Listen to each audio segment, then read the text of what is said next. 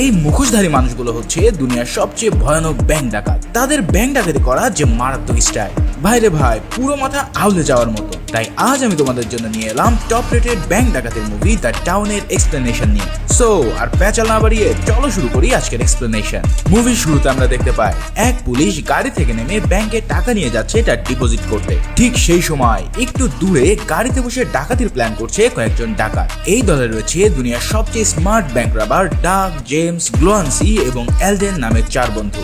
একদম সুযোগ বুঝে তারা চারজন ভয়ানক এক মাস্ক পরে ঢুকে পড়ে ব্যাংক ডাকাতির জন্য।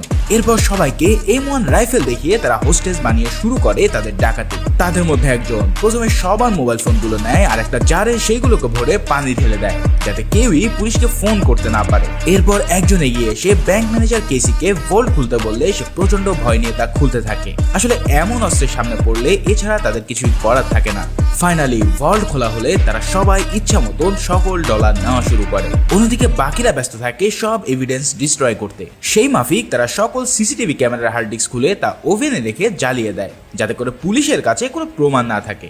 বুঝতেই পারছো এরা কোনো সাধারণ ব্যাংক ডাকাত না। তবে সেই সময় সেখানে ঘটে এক কাহিনী। মাটিতে শুয়ে থাকা কেসি হেব্বি এক বুদ্ধি করে সেফ অ্যালার্ম বাজিয়ে দেয় আর এর ফলে পুলিশ স্টেশনে খবর চলে যায় এই ব্যাংক ডাকাতি। এখন এই আকাম কে করেছে সেটা জানার জন্য জেমস এই ব্যাংকের সিনিয়র ম্যানেজারকে ব্যাপক ধোলাই দেয়। এরপর তারা সেখানে অ্যালকোহল আর ব্লিচিং পাউডার দিয়ে পুরো ক্রাইম সিন ওয়াশ করে ফেলে যাতে পুলিশ এখানে কোনো ফিঙ্গারপ্রিন্ট বা ডিএনএ ট্রেস না পায়। ভাইরে ভাই জাস্ট চিন্তা করো এই ডাকাতরা কি মারাত্মক প্রো লেভেলের ব্যাংক রবার। যাই হোক তারা যখন বের হয়ে যাবে তখন একজনের মনে হয় যে এই ব্যাংক ম্যানেজার কেসি পরবর্তীতে বেশ ঝামেলা করতে পারে। তাই সে সিদ্ধান্ত নেয় তাকে তাদের সাথে নিয়ে গিয়ে একটা টপ লেভেলের ভয় দেখানোর জন্য।